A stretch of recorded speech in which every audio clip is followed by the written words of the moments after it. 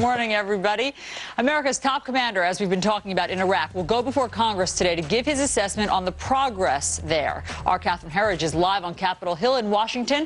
What are we expecting this morning, Catherine? Well, Allison, what we're expecting from General Petraeus and the U.S. Ambassador to Iraq, Ryan Crocker, is their best assessment of the progress of the surge. And what we hear from many Republicans is they believe that the general will say that there is progress, especially in Anbar province. This is a Sunni province where the U.S. Marines have been able to forge relationships with the local tribal leaders. They have then, in turn, turned their backs on AQI, that's al-Qaeda in Iraq, and that has led to a significant reduction in the violence. I think it's undeniably working. Security is better in Iraq than it's been before. Anbar has been retaken from the enemy. Al-Qaeda is on the run. Though the violence level is down, it still remains significant. And the other key point is that there has been very little progress, if any, on political reconciliation. This is a national intelligence estimate. This is considered one of the most significant reports on Iraq in the last month. And it reads in part, the level of overall violence, including attacks on and casualties among civilians, remains high.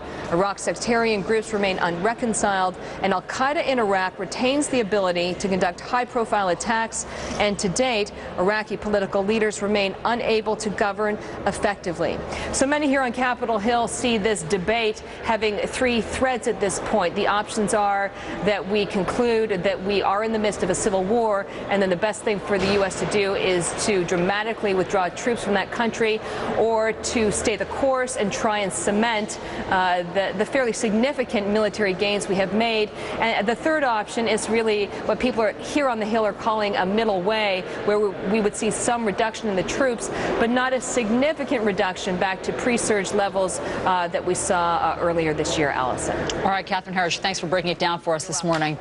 A new terror tape from an al-Qaeda commander who escaped from U.S. custody. Abu Yahya al-Libi is calling on militants to put holy war ahead of politics.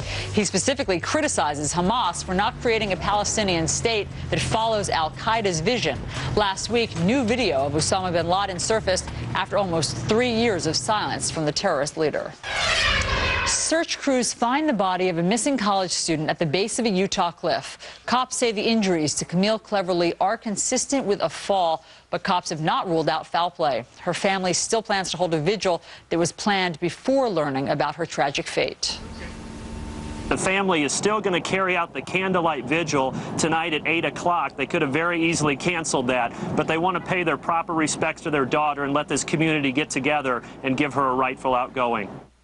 The 22-year-old was last seen more than a week ago before she went for a bike ride. Well, false leads in the search for millionaire adventurer Steve Fossett are using precious time and resources and not delivering results. Rescue crews found more plane wreckage this weekend, but not from Fossett's plane. The search for him has spread across an area of 17,000 square miles. And those are your headlines at this hour. Now let's